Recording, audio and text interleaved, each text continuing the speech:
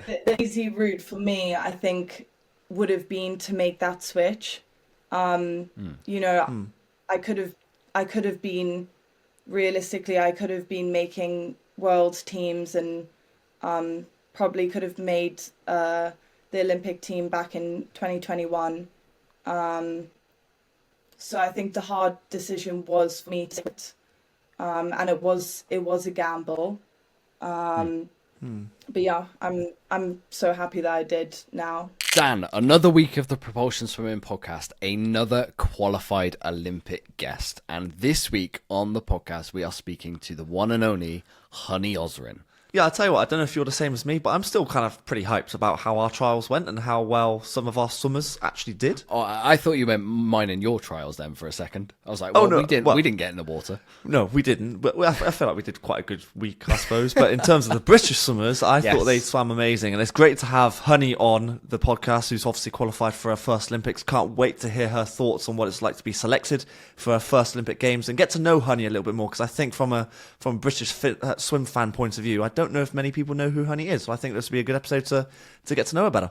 Yeah, she's going to be a new name to the team. There's only a handful of them as part of this Paris Olympic team for Team GB, but she certainly is one of them. Now, we've been banging the Honey Osrin drum here at Propulsion Swimming just for a tiny little while. Since Buck's long course last year, where she really jumped off the screen with a 2:08.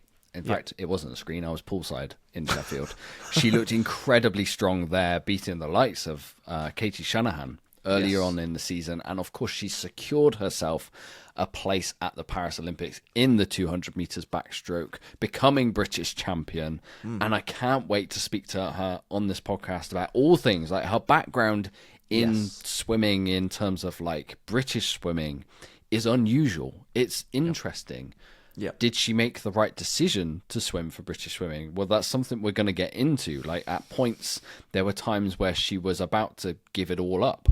And this year really does sound like it was make or break. Yeah, I mean, don't give it whole all career. away. No, I won't. Don't give it all away because people want to listen. Because basically what you're saying, there was a loss of emphasis on this year. But stay tuned for it. It's very good episode. Yeah, so let's jump straight into it. And please welcome onto this podcast to tell all Honey Osrin. So, Honey, first of all, a massive congratulations on your performance, especially in the two back in London. Are you able to describe your feelings you have now a few weeks on from the swim? Yeah, so I think after the race immediately, I don't think it really sunk in for a good couple of weeks. And then I think on the official press release day, and when Aquatics GB uploaded, the official team and everything, I think that's the day when it properly sunk in. I was like, oh my God, I'm going. And my phone was just blowing up and I got love and support. And that was just really nice. So yeah, I'm just over the moon. So first of all, before we get into trials and your performances in London, obviously you've just talked about your experience when you found out you were qualifying for the team. But for our listeners who are listening in, there's a twang there, there's an accent. So I'm hearing a little South African. So give us a bit of a background of your journey to swimming for Aquatics GB. When did you come over? Yeah. So it was all the way back at the end of 2016. And a couple months before we decided to move over, my dad came over just by himself. And he came and looked at the two schools, which were Plymouth and Mount Kelly. We were pretty set on Mount Kelly, and at the last minute we sort of switched and decided to go to Plymouth, which I think was probably a better suit for me. And I joined, and the first coach that I had I was swimming with Roberto. And I would say I was with him for about a year and a half, and then I moved up and was training under Robin. And then in 2019, I qualified for my first team representing GB, which was European Juniors and World Juniors. And at the time, I actually wasn't registered swimming for GB. I was swimming under South Africa. And I think my parents sort of made the decision for me to switch. I think at the time I didn't realize, I was a little confused because I was, proudly South African. But I think looking back now, and obviously I sort of understand why they made that decision. And yeah, I'm happy to be representing GB, and yeah. So what was the main reason for you coming over to the UK? Yeah, I mean, swimming was a big aspect. I think they sort of knew that, they'd been there for, they knew that they could sort of see that I had a lot of potential, and they thought that basically coming over to England would progress basically my chances in progressing in the sport. I think South Africa tends to not lack, I want to say, lack the opportunities that England has to offer, which is unfortunate, but that's sort of just how it is.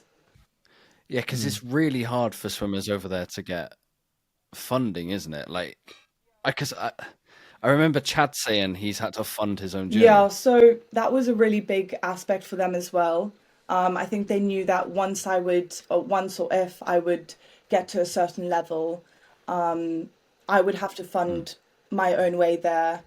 And that's all the way up to Olympic level, which, I still have friends, a lot of swimming friends back in South Africa, and they constantly are telling me that, they need to get about 10 sponsors to, sponsor them Oh for man. flights and, all the rest of it. So Yeah. Oh wow. it's a lot on your own, whereas I think coming to here, and what I don't think a lot of like GB athletes realize is like how lucky we are to sort of have Yeah, that yeah. financial support that I don't think other countries have and other countries lack.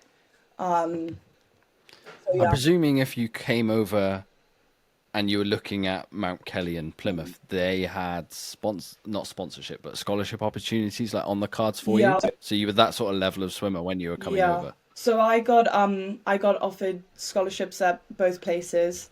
And Okay. my parents were willing to do anything and everything for me. They sacrificed a lot. Yeah. And we started from, Yeah, I mean to bring the whole family over. Yeah, is there pressure that comes with that? So you literally came over to just swim? yeah, I Like, mean, how does that work mentally for you? yeah, I think at the time, again, I was like 13, so I didn't realize what sort of maybe the pressures, if you want to say, I had on me. I was just enjoying swimming, and that was it. But there were other aspects around us moving. It wasn't just swimming, it was, education Okay. and further like university and things later on in life that I think they wanted us just to basically have a better future. Yeah, I mean Dan can relate because his wife actually came over from Zimbabwe. Okay. From Zim, yeah. Yeah, Yeah. so it's like almost the same sort of experience. Like, if I'm right in thinking, Dan, she came over here for. I mean, they're two very different countries, first Yeah. of all, but Yeah. yeah, kind of the same aspirations. The idea is to try and go to the Olympics, and then, like Honey was sort of saying, there's different sort of standards, and I know there's obviously South Africa are very good at most Yeah. sports, but it was very difficult for going from a Zim, Yeah. because she was a horse person, or is, going from Zim over to the UK, and there's different levels, so I imagine it's roughly the same sort of thing, Yeah. Honey, from the swimming I point of mean, view. I don't in any way want to slate South Africa. I love South Africa. It'll always have a special place in my heart, and I can call it home. But it just comes down to the opportunities that England has, and that's literally comes from like facilities to coaches. It's yeah.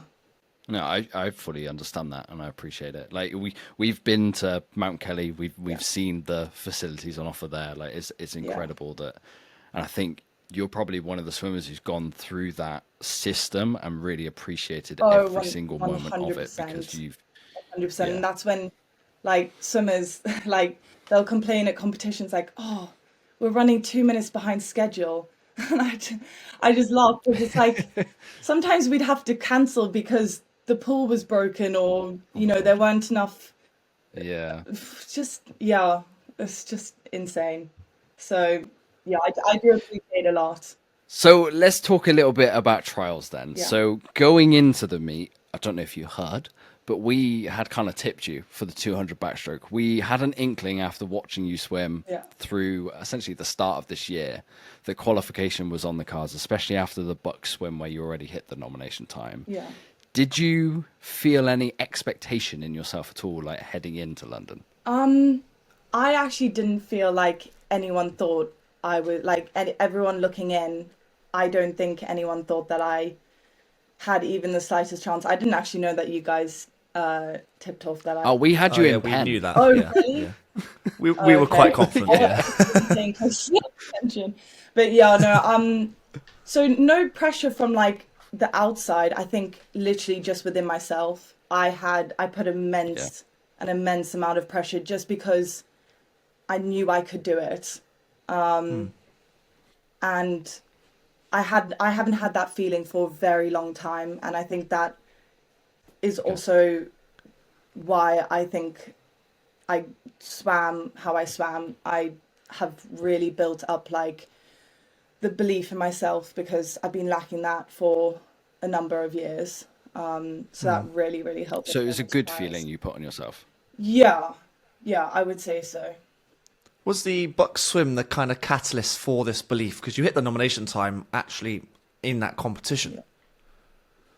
Yeah, I'd say probably before that. I think so. I swam I was on a plateau for 5 years, and I wasn't really going near 210. I think the closest I was going like was 211 pretty consistently, but nowhere near 210. And this is sort of going all the way back to last trials. And I had trained to break 210. And I got like a really bad virus, basically just got sick. And I sort of afterwards I made it my mission to set a really, really good time at summer nationals.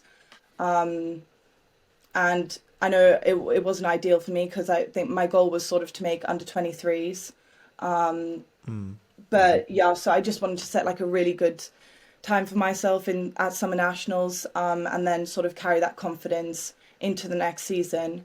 So yeah, breaking that 210 barrier was like a really, and that was like such a weight lifted off my shoulders because again, it was sort of a 5-year plateau, and sort of like just a mental block in my head that I just thought I cannot get past this, and I just really like built my that self-belief in myself up leading towards summer nationals, and then yeah, I carried that through to this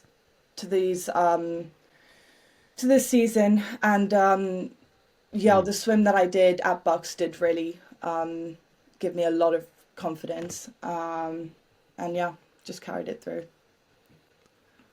I bet you didn't want to have a summer break after summer nationals. I bet like you've hit that 210 and now it's like sit down. Yeah, I was rearing to go. I was really excited, and that's actually so I only had just moved into Ian Hume's squad at the beginning of this season, sorry, and I think that move sort of has put me where I am today. I owe a lot of what I've done to him. So we heard some rumours on poolside that you actually could have gone quicker for your first 100 split at Bucks. Was that true? Yeah. Is that the reason for the early speed in London? Because you said you took it out. Well, you did not. Well, you took it out quite quickly at London because you went like I can't remember what the split was, but it was quick. 101. Yes, yeah. Yeah. That was so stupid of me. So I obviously had like a little deal with my coach after the 1 week break, And we sort of sat down and just laughed at each other because that was just not how I was supposed to swim it, like at all. I mean, the amount of stand-ups and broken swims and just like the consistency of my training and the practicing going out in around a 102.5. And I think the nerves got the best of me, and sort of my mindset was I want to be out first. Okay. And I didn't want to leave anything. Like I didn't want to leave anything in the tank. Because coming away from my swim at Bucks, I sort of touched the wall and I was like, oh, I feel like I could have gone out harder. So I think that's what made me swim that 101.9. But that was not the goal. So I was happy I booked my ticket. You could say I did the job, but that time was not, I wasn't expecting that time really. So, but I don't want to dwell on it too much. I know what I'm Forget capable of. the pain of that last 50. Yeah, that pain, oh, that was horrible. Like I've never felt pain like that before. And I actually haven't been able to watch back my race myself just because I know I'm going to cringe so hard on that last 25. It was just horrible. I mean, if you're going to qualify for your first Olympics, you may as well leave everything in the pool. Yeah. So I know a lot of swimmers actually have, like, it's written down with their coaches, sports scientists and stuff like that, like the perfect time that is possible to swim. So if you went out in that 102.5, what sort of time do you think is on the cards? I mean, the goal is the British record. So 2.667 Super suit record is the goal. I know that it's an ambitious goal. And whether I do that at the games or next season, I'm not too sure, but yeah, it's definitely on the cards. And my training sort of points me in that direction. It's just I've got to make sure to swim it in the right way and smart, not stupid. I feel like a 61 point is going to be needed for that first 100 then, if that is the ultimate goal, to go 2.6. But yeah, the thing is I've been doing a lot of stand-ups and a lot of broken swims, and I keep hitting that 2.6, really 2.7 low mark, and I'm going out consistently in a 102.5, 102.7 actually. So yeah, That's interesting.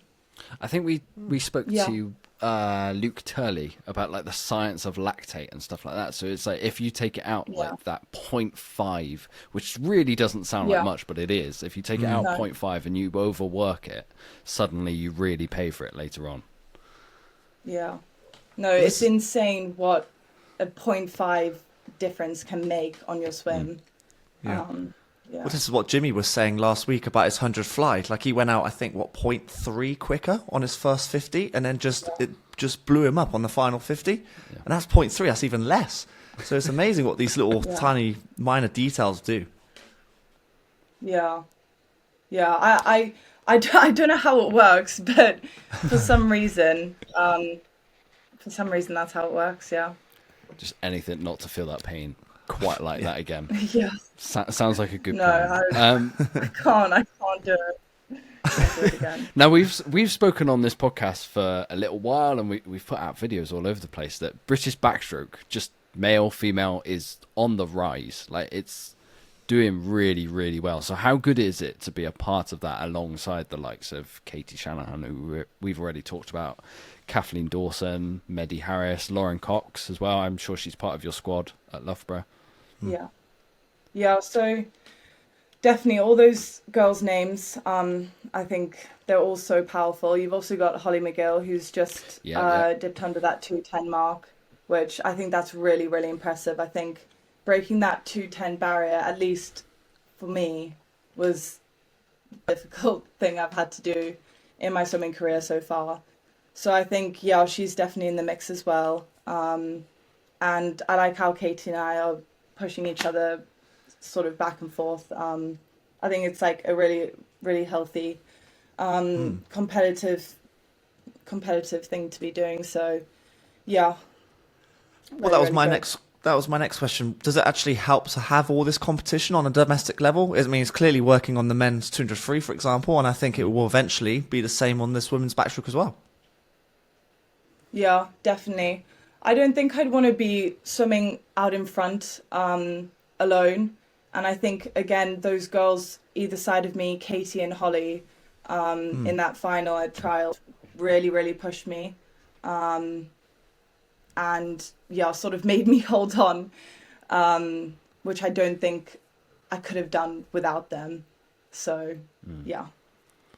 It's really interesting, right? Like, I think we'll talk about it internationally, but it's really interesting that the three of you girls go in sub 210 realistically can make an international final, I think, with that sort of time. But then like the podium is nuts to get close to that sort of time. Maybe the top two, the third place might be a little up for grabs, but it's a really weird event, and I don't think we've got our heads around why it's like so far ahead the top two and then kind of scattered below.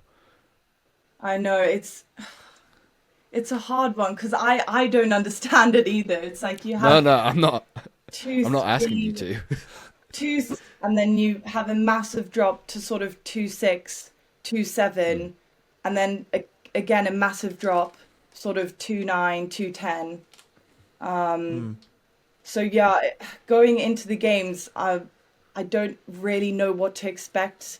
Like I don't know what's gonna sort of make a semi and make a final. I've got a rough idea that obviously, but again, you don't know which way it's going to go. We'd be targeting this, not this season, but future seasons, the 100 as well. I mean, you went to 60 point at trials, and with obviously the thoughts of relays as well. Will that become a focus in the future as well? Yeah, I hope so. I mean, the 100 is always my head more of a fun swim. Okay. And I don't get nearly as nervous for the 100 as I do for the 200, which is sort of a good thing as well. I think sort of nerves can get the better of you like it did in the final, and why I swam it sort of so stupidly.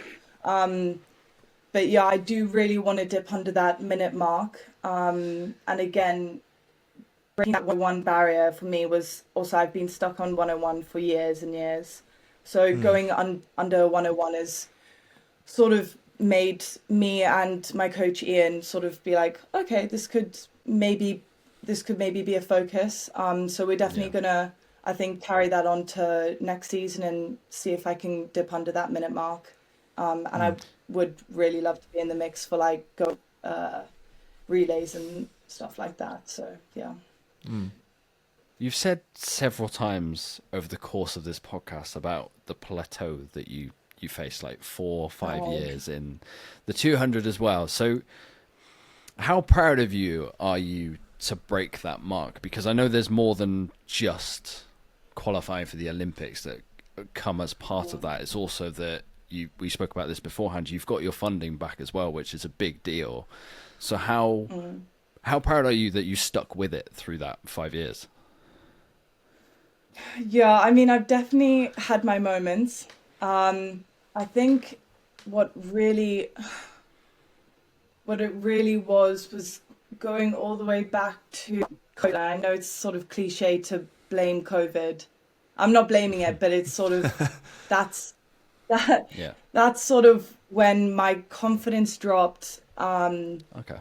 I think I didn't take the opportunity to. I think I really did have an opportunity back in 2020 to try and qualify for those games, or 21. But I think my confidence took a hit. I unfortunately did get quite demotivated because I was turning up to training and that was the period when there were like selective few who could come to training. So I think it was sort of just, I think at the time just me, Laura, and Laura Stevens and another girl who were rocking up to the pool. Do you think COVID really like broke up your momentum? Like you seem like quite a momentum building swimmer. Like you need the races and the performances and the consistency. Do you think that almost like halted you and you had to almost restart, not like your whole career, but restart that momentum? It definitely, it stopped me in my tracks a bit. I think I was doing really well as a junior swimmer. You know, silver European juniors, did not go to plan. I swam really, really badly there. I think for me, it was just too late in the season. I think I know this is sort of for everyone, so it's not really an excuse, but I was rocking up to training and I didn't have a coach. So I was coaching myself for like a good 2 months until, what was it, like, is it swim in August or, yeah, August time?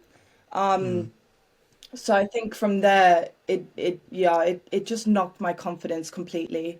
And again, I just got this sort of voice in my head saying, I'm just not going to be able to break this 210 barrier. And it was such a thing for me, like, in those, you know, I think I was sitting on 210.3 for what, 5 years. I could not get it past my head that I could do it. So yeah. What made you continue though? So it's quite a long 5 years. We spoke to Emily Large and her plateau was 6 years, but what was it that kept driving you to keep going to training across those 5 years? I just love swimming. That's a good answer. That's a fine answer. Yeah. Yeah. I just love swimming. I've got such a passion for it, and I think I knew as well, like my parents were such big supporters, and they just said like, just stick with it. And I think really only like at the end of last season, again, after getting that virus at trials and taking quite a hit to my confidence, something just switched in me, and I was like, I'm just gonna go for it, and I just put my head down. And you know, my coach at the time, who I was training with, Andy Wallace, he really saw a change in sort of my training, my focus. You know, I'd just get to the pool, get in, get the job done, sort of block everything out around me, and yeah, I think it's amazing, the mentality of athletes. The mentality is such a key thing, especially nowadays. It's becoming more and more of a factor. Do you have a psychologist that helps you daily? Not daily. I was working with Hannah Stoyle back in my first year of uni, and since then I haven't had any psychology work. Yeah. It's amazing to hear that spark. It's almost like the spark came from the low, if that makes any sense whatsoever. The low of the virus, and it's a really interesting switch. Yeah. I don't know. It just, something in me switched, and I was like, I wanted it so bad, and I was like, I was just tired of. It's almost like carrying anger. On, like going, yeah. Basically, I think it was. I'm fed up of this moment being taken away from me. Yeah, I was fed up of Let's going go for it. 212, 211. Interestingly, then, if you were like unfunded in that moment, and we've already spoken about like the challenges South African athletes face, and it was part of the reason you and your family made the decision to come over here. It could have been so easy in that moment to say, actually, if I'm unfunded in the UK, why am I not unfunded in South Africa? So to be brave and to stick at it in this country and to back that decision that was made so early on, I think is an incredibly like important personal victory for yourself that needs to be taken into account moving forwards. Yeah. So I think there's been a lot of moments from sort of 2019 after World Juniors to now where, you know, I've sat down with my parents and had serious conversations around possibly me, going to South Africa, swimming their nationals and representing them. And it was actually this time last year where I really, really was sort of considering maybe moving, making the switch again. But I I said to myself that I was going to give myself just one more year, one more opportunity, and see if I could make make the team for GB, and swim at the games for them. And I am really happy that I stuck with it. And yeah. Wow, so you kind of put all your eggs in one basket almost for this year. Yeah. It was It was a lot of pressure for me, but a good pressure. The easy route for me, I think, would have been to make that switch. I could have been, realistically, I could have been making world teams and probably could have made the Olympic team back in 2021. So I think the hard decision was for me to, and it was a gamble. But yeah, I'm so happy that I did now. I like really understand both aspects of it, but almost from the sense of sticking with it. And if you had taken the option of going to represent South Africa, it's like actually that plateau and that time that you wanted to break still hadn't actually been broken by you making that choice. Yeah. So for you to get through that plateau, it's an incredibly proud moment. I presume that's almost what that decision leads to. Yeah. So definitely, again, easy option would have just been for me to make that change a couple years back. But I think I would have still been stuck on sort of that 2:12 mark. And GB has such a deep pool of competitors. When you compare the two, it's unbelievable. Sort of if you look at the results from South African nationals that have just been swum compared to GB, it's just you can't compare the two. The confidence that you now have, you're talking about the British record, you're talking about 2:06s, that's the reason you made that decision to stick around and really gun for breaking a plateau and sticking for British swimming is off the back of that. You've got the confidence that you've got. Yeah, exactly. So looking forwards then, how much are you looking forward to racing this summer in Paris? Yeah, I'm really, really excited. I think making a senior team has just been a goal of mine so long. And for it to be the Olympics as well, it makes it even more special. So yeah, I'm very, very excited. Do you have a set goal for Paris at all? You've kind of mentioned the British record. Is that the primary goal, or is that a secondary goal? What kind of goals and aims do you have?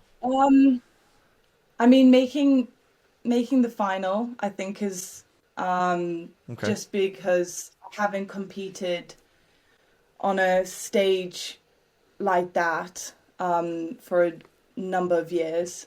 But I think the hardest part for me was actually just making the team. I put a lot of pressure on myself for other than just get the time. I really, really wanted to touch the wall so that I knew my place was secured. So yeah, I think I'm just going to go in there and enjoy it. I did mention that I worked with Hannah Doyle back at the beginning of first year of uni, and I think we're going to start working again together. Main sort of working around maintaining nerves and arena skills. So yeah, hopefully that'll be good. Really interesting. You're not the first swimmer to come on this podcast when we've done leading into the Olympics who said the pressure's off. I've qualified for the team. That is the most pressure I can put on myself. Now it's the enjoyment part. Yeah. Yeah. It really is. Like, there's so many exciting things leading up to it. I've got a couple camps coming up. I'm really excited for the holding camp, sorry. Seti Collie as well, I think will be really, really fun. So yeah, I'm just going to enjoy it. That Rome pool's fast as well. If you're going Seti Collie. Yeah, I haven't ever raced there. I haven't raced outdoors in a while, so we'll see how that works with Oh that. yeah, backstroker. That's not fun, is it? Yeah, but the pool in London, or at the roof in London, was really, that's really weird. I challenging think as well. We Yeah. have heard, yeah. yeah, I think I actually said to you guys after when I had that little interview with you, that I sort of stuck to the one side. Yeah. And that was a challenge because in the 100 back final, I caught myself in the lane rope a bit. I remember really crashing in to the lane rope at one point, and it actually like stopped my stroke completely. Oh wow. So yeah, And he still that went was 60 point. That was a challenge. It's not bad. Yeah. This is way off. Yeah. This is way off topic now. But do you do any specific training when like training outdoors? Because obviously there's nothing to follow on the ceiling. Like, do you like train with your eyes closed or anything like that to practice not following a certain line? No. Oh, okay. Well, I sort of just stick to the lane rope. I sort of like Yeah. look out the Right. corner of my eye and hope for the best. Okay. Yeah. Well, that works. Yeah. I can imagine you end up with as many like bumps and bruises as the open water swimmers. Oh yeah. Oh, it happens. You crash into the lane rope a lot, and when you're going at full speed as well, it hurts so bad. God, the last thing you want to do is like catch your finger in it. That's not pleasant. Oh yeah, it's horrible. Honey, it's been a lot of fun talking to you, and we do usually finish with some quick fire questions so that our guests can get to know you that tiny bit better. So if you're happy, we'll rattle through them. Yeah. So what is your favourite event in swimming? To watch or to swim? To swim. Oh, but I love the... Swim. We'll have two answers actually. Okay. Yeah. So two back, obviously. I have to. It's my baby. Yeah. And then probably to watch 2 free, men's 2 free. Watching that men's 2 free at trials was insane. Yeah, it's crazy. So yeah. Who is your swimming idol? Pad the Clo. I knew I was going to call it out, but I didn't. Never mind. Yeah. I think this one might Little be obvious. basic, but yeah. What's your proudest moment in swimming so far? Qualifying for the Olympics. Yeah. Safe answer. Yeah. That was obvious. Yeah. What's your hardest set you've ever done in training? Ooh.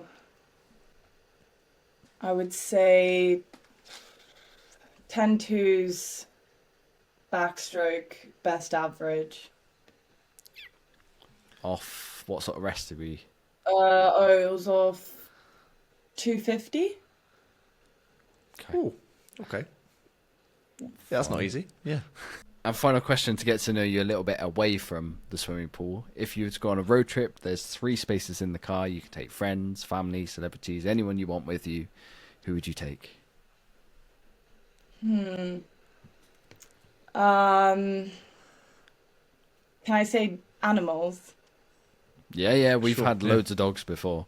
Oh, If that's where oh, this perfect. is going. Okay, so my two dogs, and my best friend. Nice. Nice. Dog cars can't go wrong.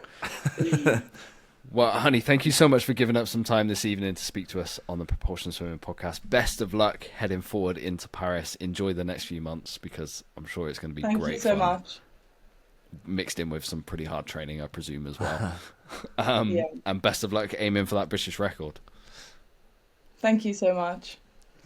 Yeah, hopefully there's no extra scratches on the arms from racing a Seti Collie or training outside. Hopefully that doesn't happen. But listen, best of luck, and I'm actually really happy that we predicted that you'd be on the team, and very happy to get to know you a little bit more. And I think a lot of our listeners probably don't know the name Honey Osrin, but I think they will do now. So thank you very much for coming on. Dan, we end these podcasts always with a little bit of a reflection. And before we get to this reflection with Honey, we have a little bit of a chat between ourselves and a little peel behind the curtain here. We just discuss how the podcast went and talk about what topics we'd actually like to reflect on, because we almost come to this reflection with no notes of the conversation that we've just had with Honey.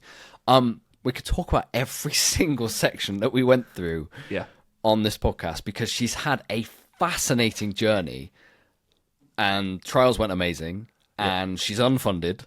Yep. And she says she's going to try for the British record. And there were points where she could have taken an easier route to the Olympics and swim for her home country of South Africa. So tell me, where do you want to start? Oh, well, where do you want to start?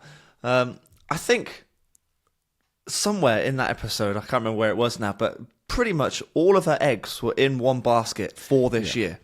And if she didn't qualify this year, then she had the thought process or the conversation with her parents to then go and potentially represent South Africa, where, like you say, it's the slightly easier way to get to the Olympics. That is a huge amount of pressure. And how she dealt with that, I've got absolutely no idea. But she seems to be one of those swimmers, or people in general, that thrives off pressure. It was almost like in her mindset, she needed the quick switch of... It was the switch of failure that she spoke about. The fact that last year a virus really stopped her from when she thought this moment was coming, that she could break that 210 plateau. And she just genuinely was angry about that. And I don't think she said that, but I think you could tell that this was the moment where she was like, sod it, I am really doing this. And the fact that she did it at the end of last season, so in British Summers, and she got that 209, and suddenly it was like, okay, well, this anger, this last chance saloon has worked. And it snowballed and snowballed and snowballed. And yes, there was nerves at British Champs, and she didn't swim the race she wanted to swim. But even when she didn't swim the perfect race, she got the time. She got on the train. She's going to the Olympics. And now, like so many athletes say, the pressure's off now. And she's in a very, very good place to have come through that battle, that last chance saloon, and now she can go and enjoy Paris. I think there was a lot of mental battles, even going from South Africa over to this country, where I know there were other implications for her coming over, but one of the reasons was to concentrate on her swimming at the age of, what was she, 12, 13? That's quite young to put, again, I'm going to use the word pressure. I don't think that's the right word. No, but, I'm glad her parents didn't put that pressure on her. Yes. I think looking back, she realizes what it was. It's just support. It's having that support behind you and that confidence and belief that, yes, you can do it, and here's everything that we're going to try and supply you with. And obviously, it's taken a bit of time, obviously, because you're not going to make the Olympic team at 13, but it's taken now, what's that, 7-8 years? And now suddenly the dream has become a reality, and now she can, like you say, relax into the Olympics. And that's it's kind of dangerous for an athlete. If you're super relaxed, that's where the times actually can be hit. And if she's just going to enjoy herself, then blimey, then the aim, like she said, is to make an Olympic final. I think she's capable of doing that, and then who knows what can happen in the final. And I think anyone who's questioning her motivation for coming over, or her family's motivation for coming over and representing GB because of the support that they get over here compared to South Africa, just maybe needs to take a look in the mirror, because actually it's a smart decision, because it's really tough being a South African swimmer. Like it's the funding, isn't it? I mean, we spoke about it off air with her, actually, about Matt Sates. Yeah, she doesn't have to talk about this sort of things because there's no reason for her to. But we can openly say, like, Matt, we say it every year, Matt Sates piles on the money at the World Cup Series, so that he can fund his career. Chad is very lucky when it comes to South Africa that he's got huge funding from sponsors, but there's no national governing body that send these swimmers to the Olympics. So it's an obvious opportunity if you're over here and you've been she was welcomed over by two of the biggest swimming schools in the country. And if you're being given that opportunity and that chance it's like a lifeline. It is, It's the smart and brave thing to do. in my eyes. Yeah. I mean, you don't want any regrets or any what ifs. So if that's the ultimate goal, and obviously she was a very strong junior swimmer, then you don't really want to leave any stone unturned. You know, you want to give it 100%. It's like 99% is not enough. You've got to put 100% into it. And that's clearly what she's done. It's worked for her. I know it doesn't work for everyone, of course, but for her personally, it works. And she's had to be patient on that journey as well. And it's not like it's been handed to her once she's come over here. Like a 5-year plateau in 200 backstroke is rough. Like that's something to get through and come out the other side of. Well, it's exactly the same as Emily Large. I think I brought it up actually, and it's the 5-6 year plateau is not an easy feat, and especially when she was saying the 210 barrier is a big barrier when it comes to 200 backstroke. Now the fact that she's done that, I think she'll be underneath it almost every time she swims. That's how big a block in her mind that she probably had. So I think she takes a lot of pride actually going from your unfunded athlete and now obviously going to the Olympics. I think the funding is now back. The funding, yeah. And so it should be on to better things, I think, for her now. Yeah, I mean, you break 210, you're an Olympic final, really, in my eyes. Like that's, it's there or thereabouts, definitely. That's the line. Yeah.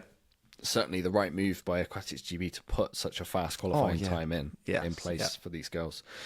Okay, so that just about rounds up this week's episode of the Propulsion Swimming Podcast. Another fantastic guest speaking off the back of trials, and hopefully we've got another one coming up next week for you guys as well. If you haven't subscribed already on YouTube, Apple Podcasts, Spotify, please do that. I know we've had some massive growth over on the Propulsion Swimming Podcast YouTube channel, which is fantastic to see. Like, we really appreciate everyone acting on our call to action. We said it last week.